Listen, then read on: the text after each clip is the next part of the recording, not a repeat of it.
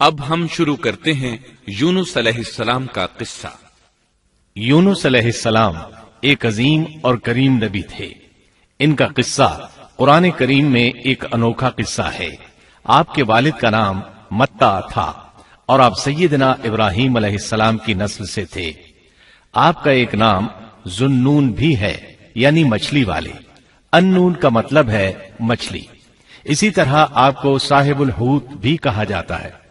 اللہ تعالیٰ نے آپ کو ان سب ناموں سے پکارا ہے۔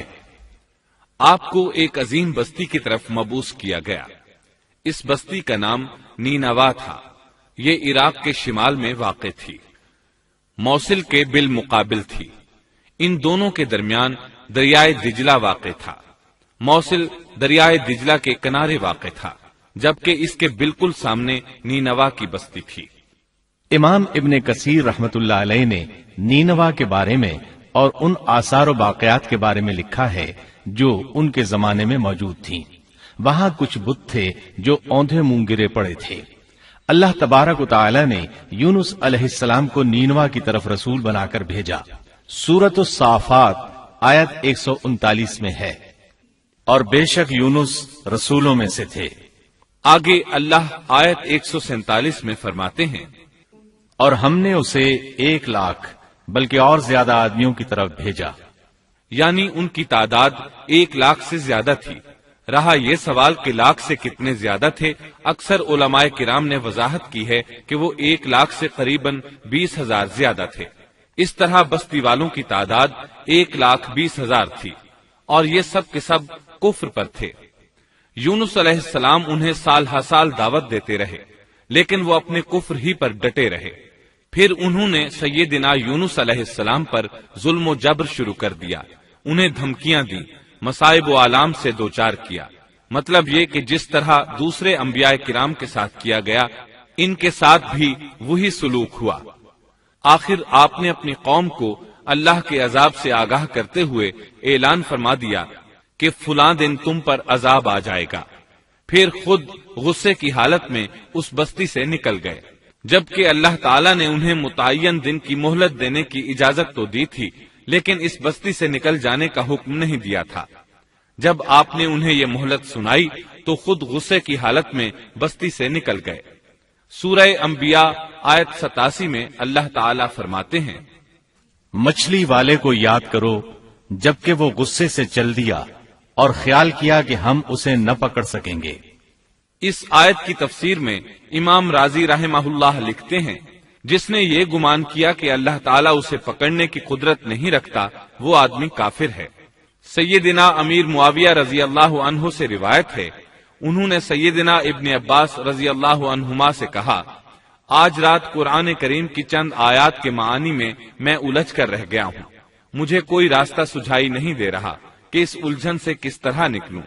مجھے بس آپ ایسے نظر آتے ہیں جو ان آیات کا مطلب بتا سکتے ہیں۔ کم از کم میں ان آیات کی تفسیر اور تعبیر نہیں سمجھ سکا۔ ابن عباس رضی اللہ عنہما نے پوچھا، وہ کون سی آیات ہیں؟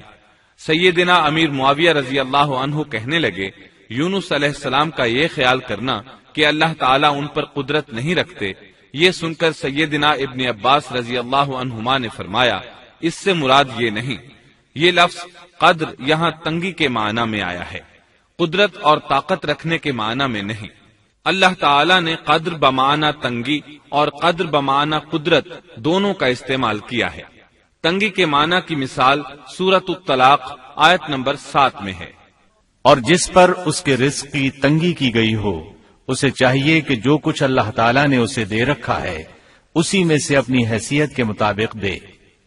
تو اس آیت میں بھی یہی معنی مراد ہے کہ انہوں نے گمان کر لیا ہم ان پر تنگی نہیں کریں گے، یعنی ان کا خیال یہ تھا کہ اگرچہ وہ اللہ تعالیٰ کی اجازت کے بغیر نکل کھڑے ہوئے ہیں، پھر بھی اللہ ان پر تنگی نہیں کریں گے، کیونکہ وہ اللہ کے ایک معزز نبی اور رسول ہیں، اور ان کی قوم کے لوگ اللہ کی گرفت اور اس کے عذاب کے مستحق ہیں۔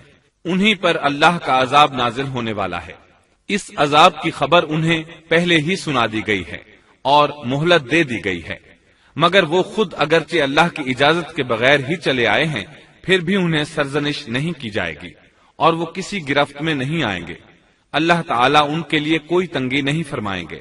اللہ تعالیٰ سورۃ الانبیاء آیت 87 میں فرماتے ہیں، اس نے خیال کیا کہ ہم اسے پکڑ نہیں سکیں گے۔ مطلب یہ کہ ہم انہیں کوئی سزا نہیں کریں گے اور ان پر کسی طرح کی تنگی نہیں کریں گے، اور وہ سمندر کی طرف چل دیے۔ انہی دنوں میں عذاب الہی کی کچھ علامات نینوا بستی پر ظاہر ہونا شروع ہو گئیں۔ ایک بہت بڑا سیاہ بادل ان کی طرف بڑھنے لگا۔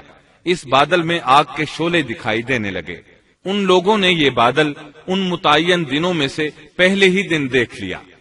اس کو دیکھتے ہی وہ سمجھ گئے کہ جس طرح سیدنا یونس علیہ السلام نے انہیں آگاہ کیا تھا، یہ عذاب ان پر نازل ہو کر رہے گا، اور جو عذاب سیدنا لوط علیہ السلام کی قوم پر آیا تھا وہ اس کے بارے میں بھی اچھی طرح جانتے تھے۔ وہ بستی ان کی بستی کے قریب ہی تھی، اس لیے وہ ڈر گئے۔ ان کے سردار جمع ہوئے اور کہنے لگے، جیسے تم سے پہلے لوگوں پر عذاب اترا کرتے تھے، تم پر بھی یہ نازل ہو کر رہے گا، جلدی کرو، سب جمع ہو جاؤ۔ چنانچہ انہوں نے اس بات پر اتفاق کر لیا کہ سیدنا یونس علیہ السلام نے بالکل سچ فرمایا تھا۔ اللہ کی قسم، یہ بالکل وہی عذاب ہے، تم اللہ کے عذاب سے نجات نہیں پا سکو گے۔ اس سے بچنے کی ایک ہی صورت ہے کہ تم ایمان لے آؤ اور توبہ کر لو۔ اس طرح وہ سب کے سب ایمان لے آئے، لیکن سیدنا یونس علیہ السلام وہاں موجود نہیں تھے۔ ان کی عدم موجودگی میں یہ سب کے سب یعنی 1,20,000 افراد ایمان لے آئے۔ انہوں نے پیوند لگے کپڑے پہنے اور اللہ کے حضور عاجزی، انکساری اور آہوزاری شروع کر دی، رونے لگے، اللہ سے بخشش مانگنے لگے، پھر اسی حالت زار میں باہر کھلے میدان کی طرف نکل آئے۔ ان کے سرداروں نے سب کو الگ الگ کر دیا، یہاں تک کہ ماں اور بیٹے کو بھی جدا کر دیا۔ سب اپنی اپنی جگہ پر یعنی ماں اپنی جگہ پر اور بیٹا اپنی جگہ پر آہوزاری کرنے لگے تاکہ ان پر اللہ تعالی کی رحمت نازل ہو جائے۔ یہ عذاب 3 دن تک ان کے سروں پر منڈلاتا رہا، اور یہ بھی مسلسل آہوزاری کرتے رہے، اپنی عاجزی ظاہر کرتے رہے، معافیاں مانگتے رہے۔ آخرکار اللہ تعالیٰ نے ان پر رحم و کرم فرما دیا اور عذاب کو ان سے پھیر دیا۔ اللہ تعالیٰ سورہ یونس آیت 98 میں فرماتے ہیں، چنانچہ کوئی بستی ایمان نہ لائی کہ ایمان لانا اس کے لیے فائدہ مند ہوتا سوائے یونس کی قوم کے۔ مطلب یہ کہ سابقہ امتوں میں سے کسی کے بارے میں یہ سننے میں نہیں آیا کہ پوری قوم ایمان لے آئی ہو۔ تمام بستیوں میں ایک بھی بستی ایسی نہیں تھی، بس ایک یونس علیہ السلام کی قوم ایمان لے آئی۔ اللہ تعالیٰ سورہ یونس آیت 98 میں فرماتے ہیں، جب وہ ایمان لے آئے تو ہم نے رسوائی کے عذاب کو دنیاوی زندگی میں ان پر سے ٹال دیا اور ان کو ایک وقت تک کے لیے زندگی سے فائدہ اٹھانے کا موقع دیا۔ مطلب یہ کہ ہم نے انہیں دنیاوی زندگی کا لطف اٹھانے کا موقع دیا۔ اب اس قوم پر قیامت کے دن تک عذاب نہیں اترے گا۔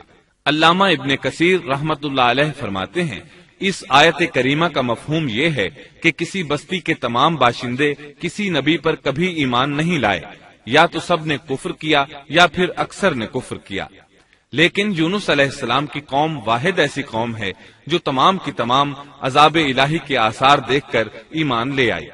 سابقہ ادوار میں جتنی بھی بستیاں گزری ان میں اہل ایمان کے ساتھ یا تو کفار رہے ہیں یا ان میں منافقین بھی رہے ہیں، سوائے یونس علیہ السلام کی قوم کے وہ سب کے سب کافر تھے، پھر سب کے سب ایمان لے آئے۔ یہ اللہ تعالیٰ کے عجائبات میں سے ہے اور اس کی قدرت اور رحمت کی نشانیوں میں سے ہے۔ اب دوسری طرف کی سنیے، یونس علیہ السلام کو کچھ معلوم نہیں تھا کہ ان کی قوم کے ساتھ کیا ہوا۔ آپ تو غصے کی حالت میں بستی سے نکل کر سمندر کی طرف چلے آئے تھے۔ آپ ایک کشتی کی طرف آئے، اس میں سواریاں اور ساز و سامان لدا ہوا تھا۔ اللہ تعالیٰ سورۃ الصافات آیت 140 میں فرماتے ہیں، جب وہ بھاگ کر بھری کشتی پر پہنچے، کشتی روانہ ہوئی، موجیں اٹھیں، سمندر میں طغیانی آئی، یوں لگتا تھا کہ بس ابھی غرق ہوئے۔ کہنے لگے، بوجھ ہلکا کرو، اپنا ساز و سامان سمندر میں پھینک دو۔ چنانچہ انہوں نے اپنا اپنا ساز و سامان سمندر میں پھینک دیا۔ اس طرح کشتی کچھ ہلکی ہو گئی، لیکن ضرورت کے مطابق ہلکی نہ ہو سکی۔ اب وہ کہنے لگے، کسی کو سمندر میں گرانا ضروری ہے تاکہ کشتی مزید ہلکی ہو جائے، ورنہ یہ ڈوب جائے گی۔ جلدی کرو، قرا ڈالو۔ جس کے نام کا قرا نکلتا جائے اسے سمندر میں گراتے جاؤ اور بار بار یہ عمل دہراتے جاؤ یہاں تک کہ کشتی ہلکی ہو جائے۔ چنانچہ قرا ڈالا گیا، سب سے پہلے یونس علیہ السلام کا نام نکلا۔ سب کہنے لگے نہیں، یہ تو ایسے نہیں ہیں، ان کے چہرے پر تو سجدوں کے نشانات ہیں، انہیں رہنے دو، پھر قرا ڈالو۔ چنانچہ پھر قرا ڈالا گیا، پھر انہی کا نام نکلا۔ سب نے تعجب کیا۔ تیسری مرتبہ پھر قرا ڈالا گیا، اس بار پھر یونس علیہ السلام ہی کا نام نکلا۔ اللہ تعالیٰ سورۃ الصافات آیت 141 میں فرماتے ہیں، پھر قرآن اندازی ہوئی تو یہ مغلوب ہو گئے۔ ہر بار انہی کا نام نکلا۔ آخر کار ان لوگوں نے انہیں پکڑ کر سمندر میں گرا دیا۔ تو پھر انہیں مچھلی نے نگل لیا۔ حوت بڑی مچھلی کو کہتے ہیں۔ اللہ تعالیٰ نے حوت کو القاء فرمایا، انہیں کھانا نہیں، نہ ان کے جسم کو کوئی گزند پہنچے۔ یہ اس مچھلی کو اللہ تعالیٰ کے احکامات تھے۔ اللہ تعالیٰ سورۃ الصافات آیت 142 میں فرماتے ہیں، تو پھر انہیں مچھلی نے نگل لیا اور وہ خود اپنے آپ کو ملامت کرنے لگے۔ یعنی وہ سمجھ گئے کہ بار بار جو ان کا نام قرآن اندازی میں نکلتا رہا ہے تو وہی مقصود ہیں، چنانچہ خود کو ملامت کرنے لگے، اور یہ ملامت توبہ کی ابتدا ہے کہ انسان خود کو ملامت کرتا ہے۔ اب یونس علیہ السلام مچھلی کے پیٹ میں تھے۔ اللہ کی قدرت، آپ مچھلی کے پیٹ میں 3 دن تک رہے، بعض روایات میں 7 دن اور زیادہ سے زیادہ مدت 40 روز آئی ہے۔ آپ نے مچھلی کے پیٹ میں اللہ تعالیٰ کو پکارا۔ اللہ سورۃ الانبیاء آیت 87 میں فرماتے ہیں، آخر کار وہ اندھیروں کے اندر سے پکار اٹھے۔ علماء نے یہاں 3 اندھیروں کا ذکر کیا ہے، مچھلی کے پیٹ کا اندھیرا، سمندر کا اندھیرا اور رات کا اندھیرا۔ گویا ان پر یہ سارے اندھیرے اکٹھے ہو گئے تھے۔ اللہ سورۃ الصافات آیت 143 اور 144 میں فرماتے ہیں، پس اگر یہ پاکی بیان کرنے والوں میں سے نہ ہوتے تو لوگوں کے اٹھائے جانے کے دن تک اس کے پیٹ ہی میں رہتے۔ مطلب یہ کہ اگر آپ اللہ تبارک و تعالی کی تسبیح نہ بیان کرتے تو مچھلی کے پیٹ ہی میں رہتے۔ آپ نے دعا نہیں مانگی بلکہ اللہ عز و جل کی تسبیح بیان کی۔ روایات میں یوں بھی آتا ہے کہ جب مچھلی آپ کو سمندر کی اتھاہ گہرائی میں لے گئی تو آپ وہاں آبی مخلوقات کی تسبیحات کی آوازیں سننے لگے۔ گویا اللہ تعالیٰ نے انہیں القاء فرمایا کہ آپ بھی تسبیح کریں۔ اللہ سورۃ الانبیاء آیت 87 میں فرماتے ہیں، بالآخر وہ اندھیروں کے اندر سے پکار اٹھا کہ الہی تیرے سوا کوئی معبود نہیں، تو پاک ہے، بے شک میں ظالموں میں ہو گیا۔ چنانچہ یونس علیہ السلام نے اس تسبیح کے الفاظ کو یوں ادا فرمایا۔ امام احمد، امام ترمذی، امام نسائی اور دیگر ائمہ رحمہم اللہ نے یہ حدیث نقل کی ہے کہ یونس علیہ السلام کی وہ دعا جو انہوں نے مچھلی کے پیٹ میں مانگی تھی وہ یہی ہے۔ جو بھی مسلمان یہ دعا اپنی کسی حاجت میں مانگے گا، اللہ تعالیٰ اس کی دعا ضرور قبول فرمائے گا۔ یہ دعائے مستجاب ہے، مقبول دعاؤں میں سے ہے۔ اسی دعا کے بعد اللہ تعالیٰ نے یونس علیہ السلام کو اس پریشانی سے نجات عطا فرمائی۔ اللہ سورۃ الانبیاء آیت 88 میں فرماتے ہیں، تو ہم نے اس کی پکار سن لی اور اسے غم سے نجات دے دی، اور ہم ایمان والوں کو اسی طرح بچا لیا کرتے ہیں۔